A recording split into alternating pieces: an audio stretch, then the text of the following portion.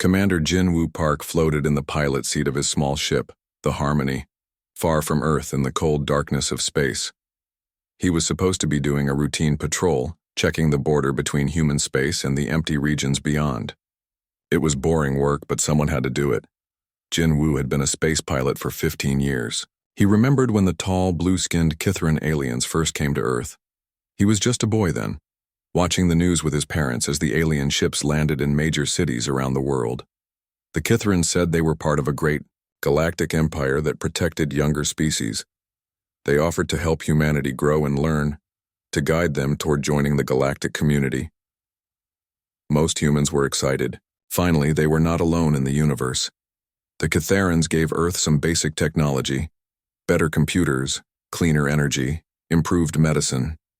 They said humans were doing well but needed time to develop properly.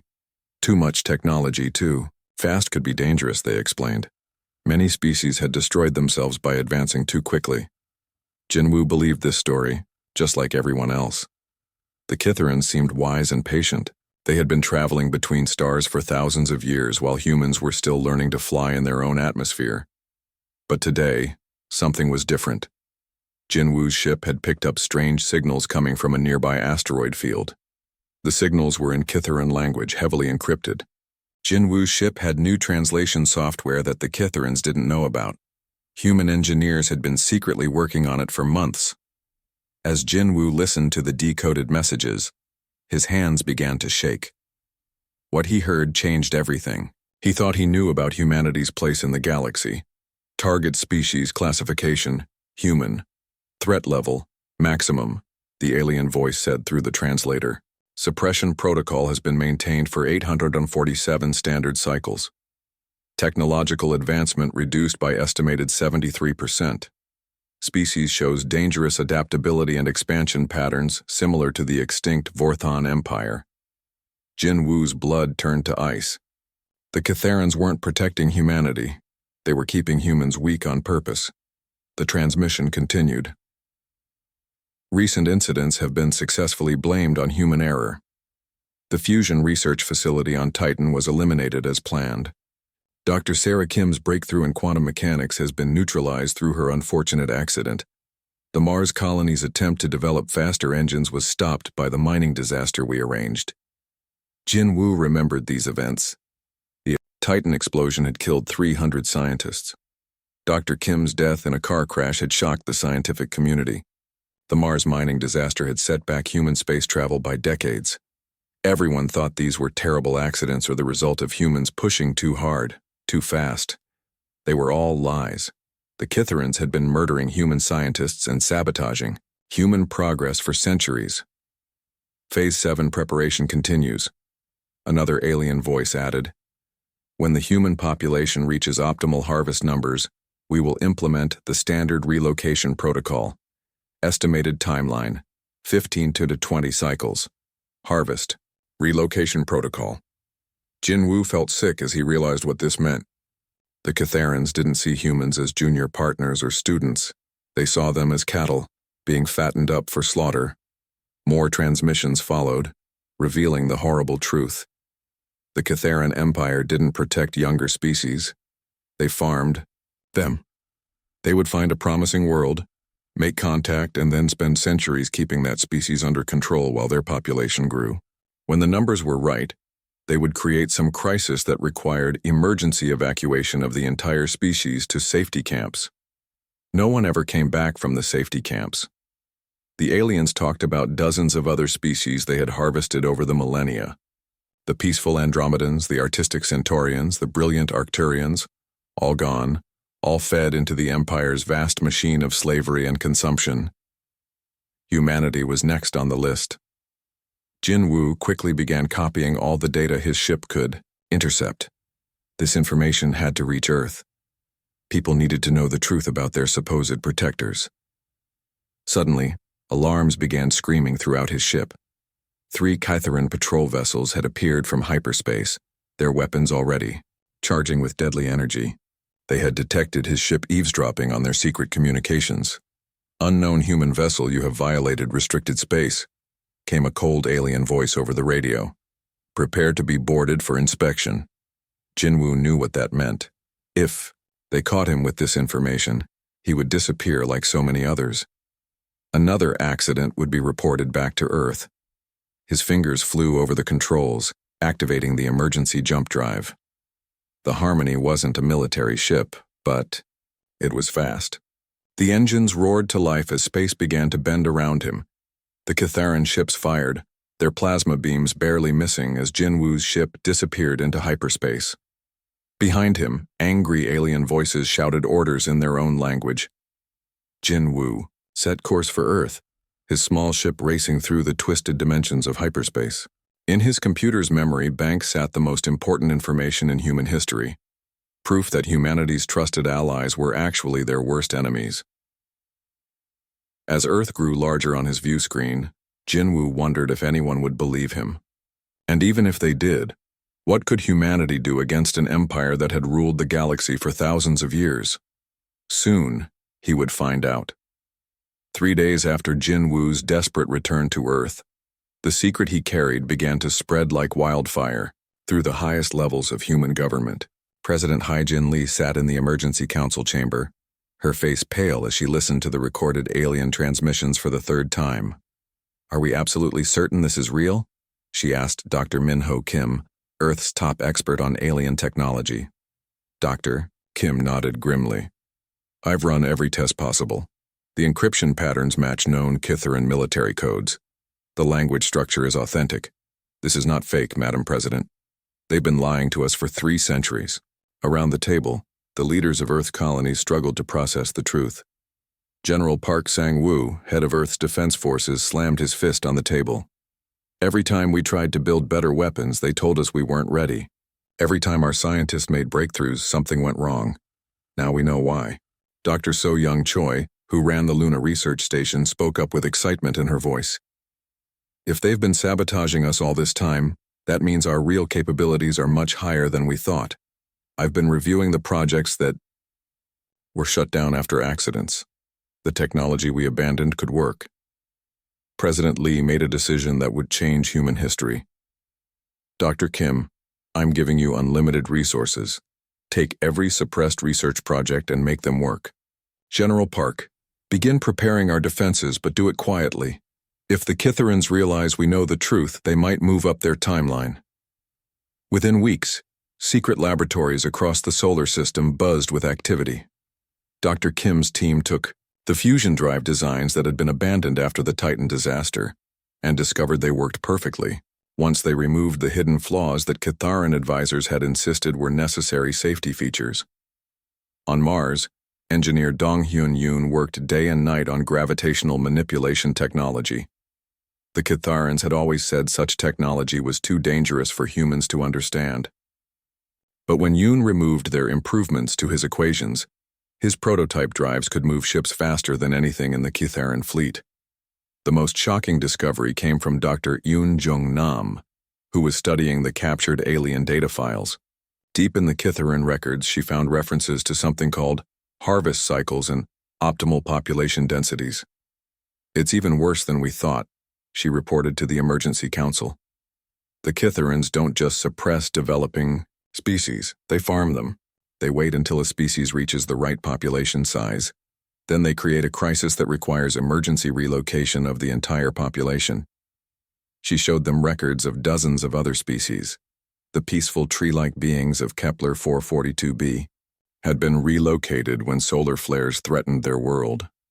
The aquatic civilization of Proxima Centauri had been evacuated when their oceans became contaminated. None of these species were ever seen again. "They're turned into slaves," Dr. Nam continued, her voice shaking. "The ones who survive the harvest are used as workers in Kitharan factories and mines. The rest are processed for biological materials." President Lee felt her stomach turn. "How long do we have?" Based on their communication patterns, they're already discussing accelerating our harvest timeline. Our population growth has been faster than they expected. I estimate we have maybe 6 months before they implement what they call Phase 7. The room fell silent as everyone absorbed this information. 6 months to prepare for a war against an empire that had ruled the galaxy for thousands of years. But Dr. Kim had encouraging news. Our weapons tests have exceeded all expectations. Without Kithran's sabotage, human technology is advancing at an incredible rate. We've developed plasma cannons that can penetrate their hull armor.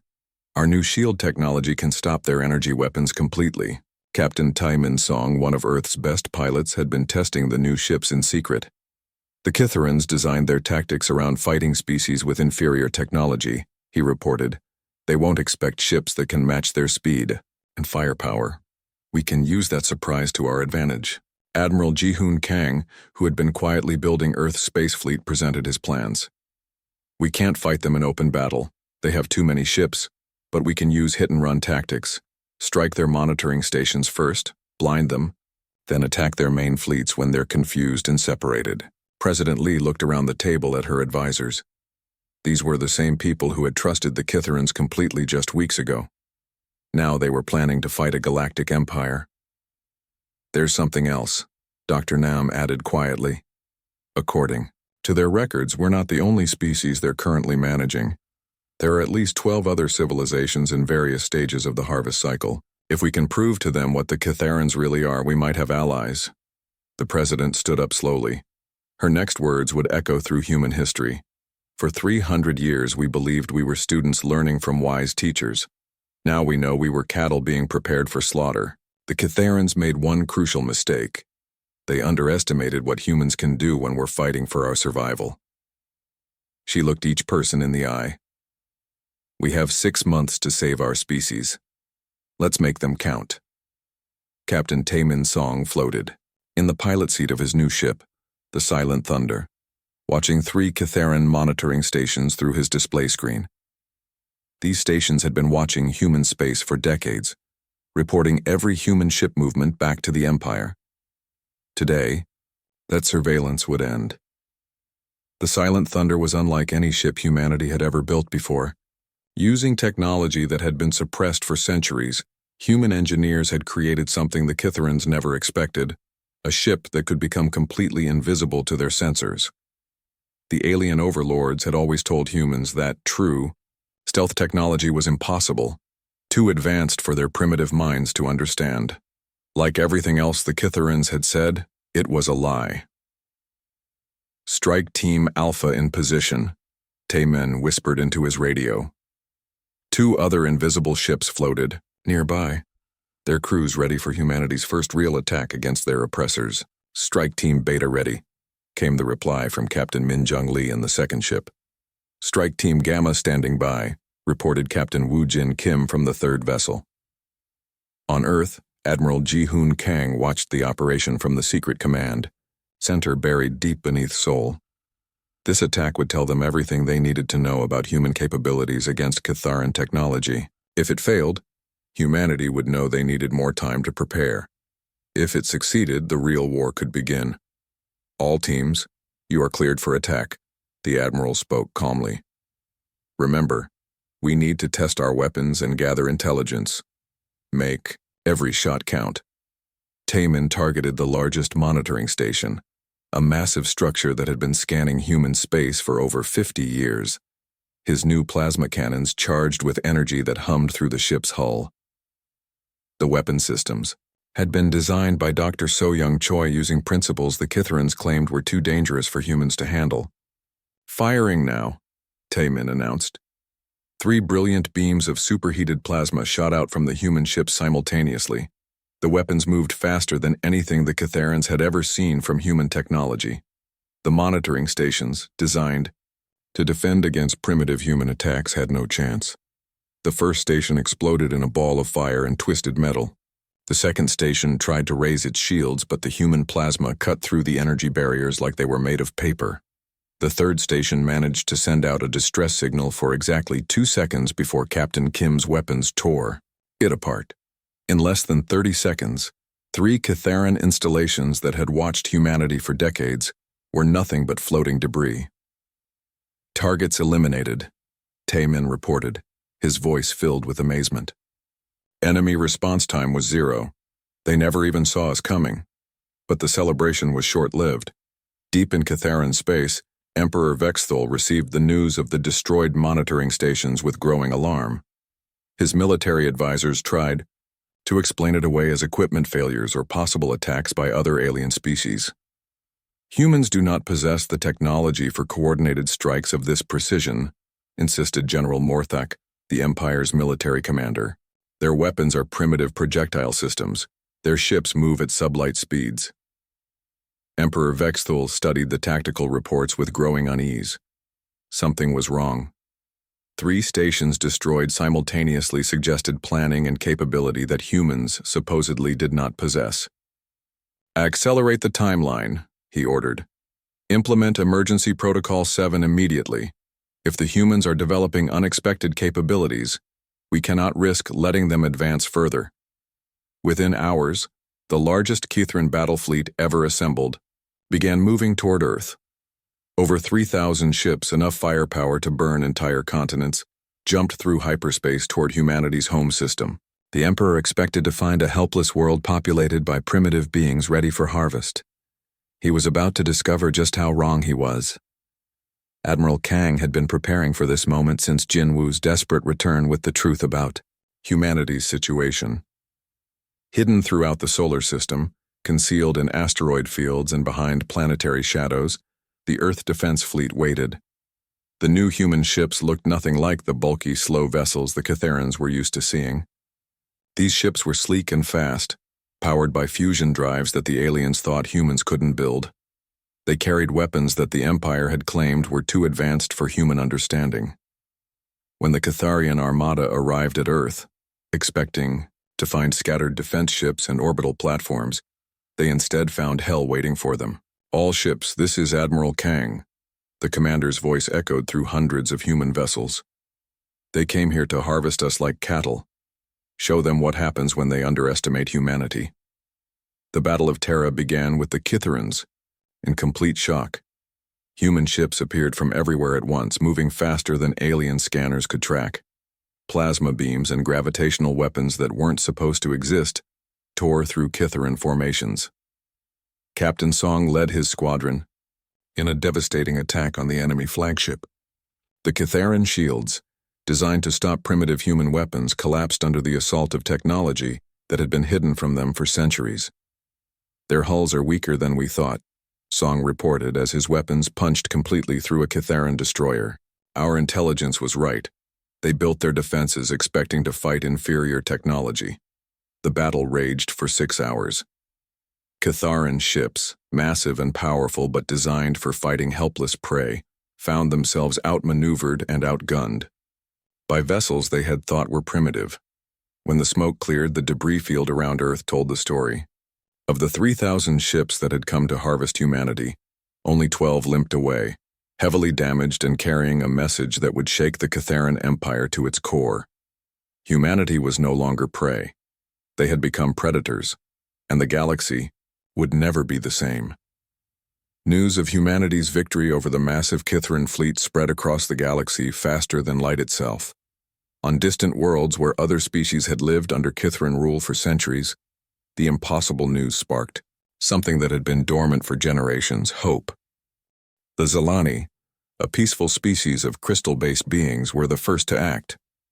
They had been protected by the Kitharans for over 400 years, their beautiful singing voices harvested to create entertainment for the Empire's elite. When they heard that humans had destroyed an entire Kitharan armada, they began to sing songs of rebellion for the first time in centuries. The Andromedans followed next.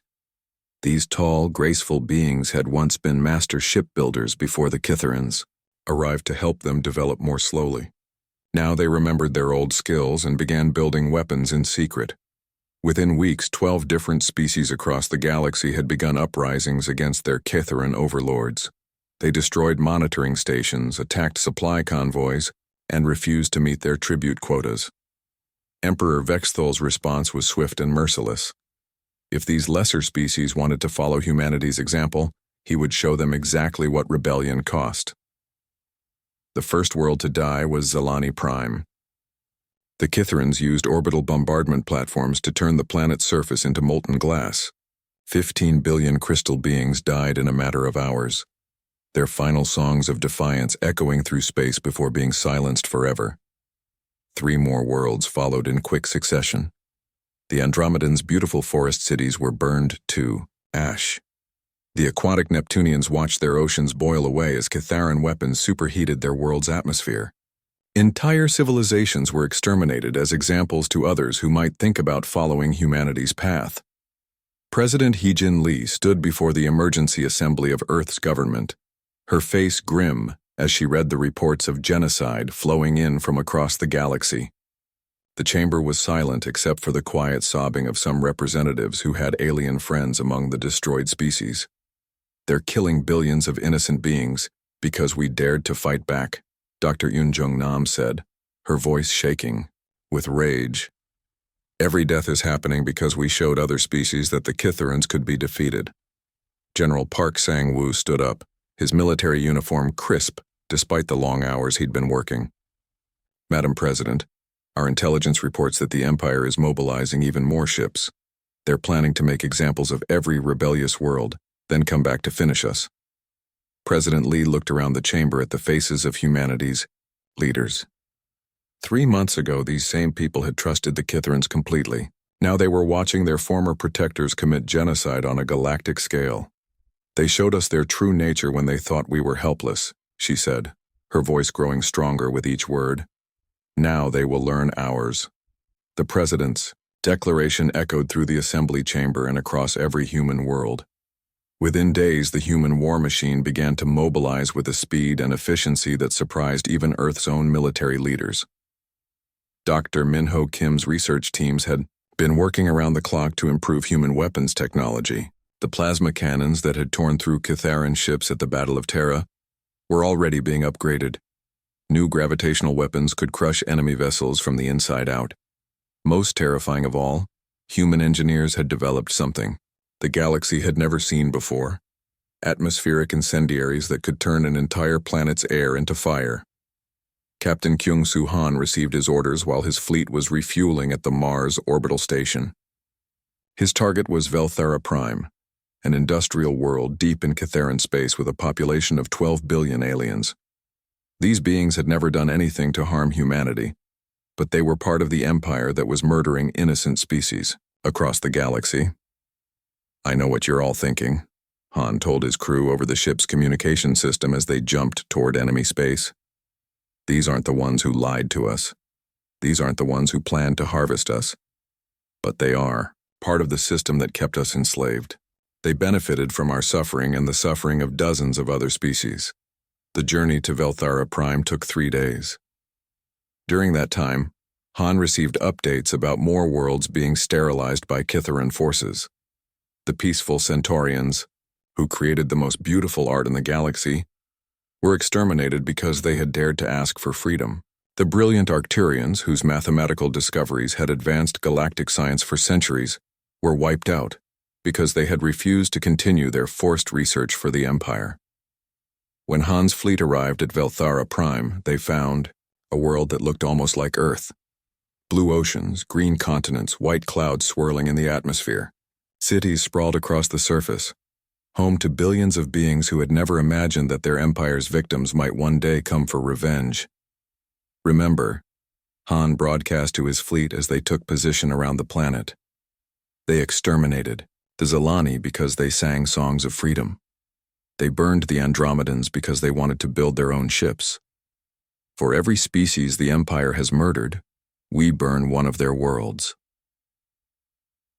The atmospheric incendiaries deployed across Velthara, Prime in perfect coordination. The planet's oxygen-rich atmosphere became humanity's weapon, turning the entire world into a furnace that burned for days. As Han watched the planet die, he spoke words that would be remembered across the galaxy. "This is the price of lies and genocide. This is what happens when you underestimate humanity." Emperor Vexthul sat in his throne room on Kithara Majoris, staring at the tactical displays that showed his empire crumbling. Red warning lights blinked across the galactic map as human fleets systematically burned world after world. In just 6 months, humanity had destroyed 43 Kitharan planets, each one turned into a ball of fire visible from space. The Emperor's advisors shuffled nervously around him, their blue skin pale with fear. General Morthak, who had once dismissed humans as primitive cattle, now trembled as he delivered his daily reports of defeat. "The humans have reached the Veldaran system," the general reported. "Our defense fleet was destroyed in less than 2 hours. They're using some kind of stellar manipulation technology we've never seen before." Emperor Vexthul closed his eyes in despair. The humans weren't just winning, they were rewriting the rules of galactic warfare. Their weapons grew, more terrifying with each battle.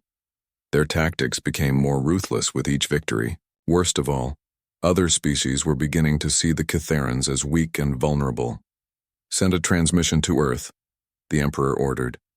"Full diplomatic channels. I will speak to their leader directly." The communication took 3 hours to reach President Hyojin Lee on Earth. When her image appeared on the throne room's main screen, Emperor Vexthul was shocked by what he saw. The woman who had once smiled and bowed respectfully to Kitharan ambassadors now looked at him with cold, calculating eyes. "Your Imperial Majesty," President Lee said, her voice formal but lacking any warmth. "I assume you wish to discuss terms for ending this conflict." "I offer complete restoration of all suppressed species," the Emperor said quickly. "Full technological sharing, equal representation in galactic governance, and massive reparations for any misunderstandings that may have occurred." President Lee was quiet for a long moment. When she spoke, her words cut through the Emperor. "Like ice. Misunderstandings," she repeated. "Is that what you call 3 centuries of lies? Is that what you call the murder of billions of innocent beings? Is that what you call planning to harvest humanity like livestock?" Before the Emperor could respond, another voice joined the transmission. Fleet Admiral Jinwoo Park, the same pilot who had discovered the truth about the Kitharan Empire, appeared on screen beside the President. "Your Imperial Majesty," Admiral Park said, his voice carrying the authority of someone who commanded the most powerful military force in galactic history. "You had 1,000 years to show mercy to the helpless. You chose cruelty. You had centuries to tell us the truth. You chose lies. Now you face the consequences of underestimating a species you should have left alone." The transmission ended abruptly, leaving Emperor Vexthul staring at a blank screen. His last hope for negotiation was gone. Meanwhile, Admiral Park's flagship, Retribution, led the largest human fleet ever assembled toward the Kitharan home system. Hundreds of ships, each one equipped with weapons that had once been suppressed human technology, moved through hyperspace with deadly purpose. Commander Young-Ho Lee, Admiral Park's second-in-command, studied the tactical display showing Kithara, Majoris and its surrounding planets. The capital system held over 200 billion Kitharans, including the Emperor himself, and the government that had orchestrated centuries of genocide. "Sir," Commander Lee said quietly, "are we really going to use the stellar destabilizer? That's an entire star system full of beings who might not have known about their government's crimes." Admiral Park looked at the younger officer with understanding. This was the question that haunted every human commander. How far were they willing to go for justice? The Zilani children didn't know about galactic politics when the Empire burned their world, Admiral Park replied. The Andromedan artists weren't soldiers when their cities were destroyed. The Kitharans showed us that innocence means nothing when an empire decides to commit genocide. Dr. Min-Ho Kim's voice crackled over the communication system from his science vessel. "Admiral, the stellar destabilizer is ready for deployment. Once we activate it, the star will become unstable and expand to consume all planets in the system within approximately 6 hours." As the human fleet took position around Kithara Majoris, Emperor Vexthul made one last desperate broadcast to the galaxy. His image appeared on communication networks across 1,000 worlds, his voice shaking with fear and rage. "Beware the human plague," he gasped as emergency alarms wailed in his palace. "We tried to guide them, to protect them from their own violent nature. Instead, we created monsters who burn entire worlds for revenge. They will not stop with us. They will come for all of you next." Admiral Park listened to the Emperor's final words and felt no pity. "Deploy the stellar destabilizer," he ordered. The weapon fired into the heart of Kithara Majoris' son, invisible but deadly. Within minutes, the star began to change, its light growing brighter and more unstable. As the Catharan home star began its death spiral, expanding to consume the planets that had orbited it for billions of years, Admiral Park stood on his bridge, surrounded by officers from dozens of previously enslaved species. They all looked to humanity for leadership in building a new galactic order. "Commander Lee," Admiral Park said as they watched the capital system burn, "the galaxy is ours now. The question is, what kind of rulers will we be?" The answer would shape the future of every species in the galaxy.